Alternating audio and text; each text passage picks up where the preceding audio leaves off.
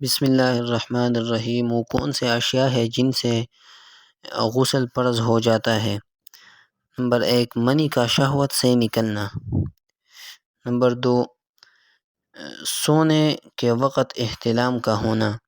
Number 3، عورت مرد سے مباشرت کرنا، خواہ منی نکلے یا نہ نکلے، دونوں صورتوں میں غسل واجب ہو جاتا ہے۔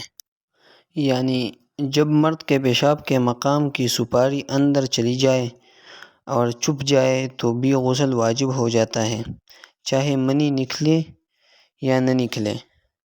نمبر 4، جب حیض کا خون بند ہو جائے تو غسل کرنا فرض ہے، اور نفاس کے خون کے بند ہونے پر بھی غسل کرنا فرض ہے۔ یعنی بچہ پیدا ہونے کے بعد آنے والے خون کا بند ہونا ہے۔ یہ تھا وہ اشیاء جن کے ساتھ غسل فرض ہو جاتا ہے۔ اب وہ اشیاء جن کے لیے غسل کرنا مسنون اور سنت ہے، ان میں سے ایک ہے جمعہ کی نماز کے لیے غسل کرنا سنت ہے۔ دونوں عیدوں کے نماز کے لیے غسل کرنا سنت ہے۔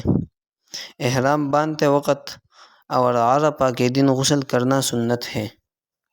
اور جن جگہوں کے لیے غسل کرنا مستحب ہے، یعنی باعث ثواب ہے، اگر نہ کرے تو بھی بندہ گناہگار نہیں ہوتا، ان میں سے ایک ہے وقوف عرفات کے وقت، وقوف مزدلفہ، حاضری حرم شریف، حاضری دربار سرور دو عالم صلی اللہ علیہ وآلہ وسلم، شب بارات و شب قدر وغیرہ کے لیے غسل کرنا، ان سب مواقع میں غسل کرنا مستحب ہے۔